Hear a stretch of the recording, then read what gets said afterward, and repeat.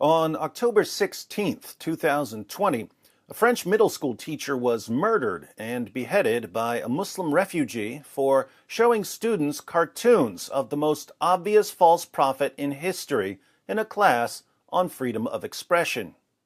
The Jihadi, named Abdullakh Anzorov, was shot like a rabid dog by police following the attack. Even though Anzorov's family had moved to France when he was only 6 years old, his rotting terrorist corpse was returned to his family's village in Chechnya.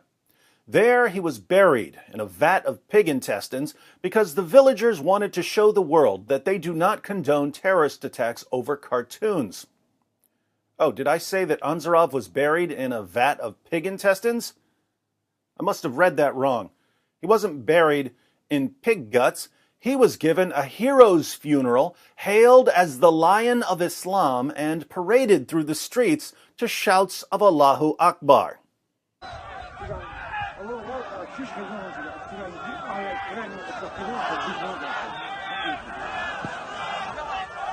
Takbir! Allahu Akbar! Takbir! Allahu Akbar! La ilaha illallah! La ilaha illallah! Muhammadur Rasulullah! Muhammadur Rasulullah! La ilaha illallah! La ilaha illallah! Muhammadur Rasulullah! Muhammadur Rasulullah! The New York Post reports, an 18-year-old man who was killed by police after beheading a teacher in Paris has received a hero's funeral attended by hundreds of people in his native Chechnya, according to reports. Abdullakh Anzorov decapitated Samuel Paty, 47, in the Paris suburb of Conflans-Sainte-Honorine in October after the teacher showed his students cartoons of the Prophet Muhammad as a way of demonstrating freedom of speech in a class discussion. As always, it's good to be reminded that Muhammad was a prophet. The cartoons ran in the satirical weekly Charlie Hebdo in September to mark the start of a trial in the 2015 attack on the magazine's staff by gunmen. Amateur footage distributed by the Telegram messaging platform showed dozens of men wearing heavy coats walking through snow Sunday, chanting and carrying a body shrouded in green cloth. Takbir! Allahu Akbar! Takbir! Allahu Akbar!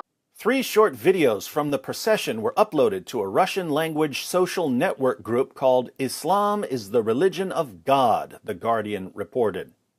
Security personnel closed the village except to local residents, while more than 60 law enforcement officers were on duty at the funeral, which was attended by friends and relatives, the outlet reported. There are still traffic jams in neighboring villages because of the large number of people who want to attend the funeral, a Telegram channel said late Sunday. Here in the West, politicians, journalists, educators, and entertainers recite the same mantra after every terrorist attack. It's only a tiny minority of extremists who support these attacks. Meanwhile, the funeral of a terrorist causes traffic jams because so many people want to attend and shout Allahu Akbar. But keep reciting the mantra. I'm sure it will eventually melt some jihadi hearts. He is a hero for the whole Islamic world, the head of the Shalazhi administration was quoted as saying. It was a normal funeral. I was certainly there and expressed my condolences to his relatives. That is my duty. While Paty's murder shocked France, prominent voices in Chechnya, including strongman Ramzan Kadyrov, have cast blame on the country's secularism and President Emmanuel Macron for allowing images of Muhammad as provocations and attacks on the faith, The Guardian reported. Kadyrov has condemned Paty's murder, but has been more forceful in warning Western leaders about the dangers of antagonizing Muslims and forcing people to commit crimes, the outlet reported. How many times have we heard this one?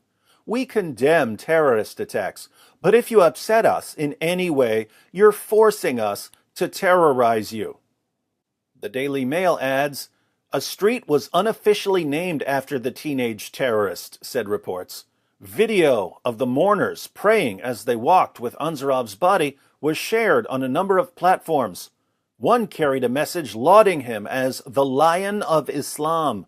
A message with the video read, The Lion of Islam has arrived to native soil today and returned to the soil.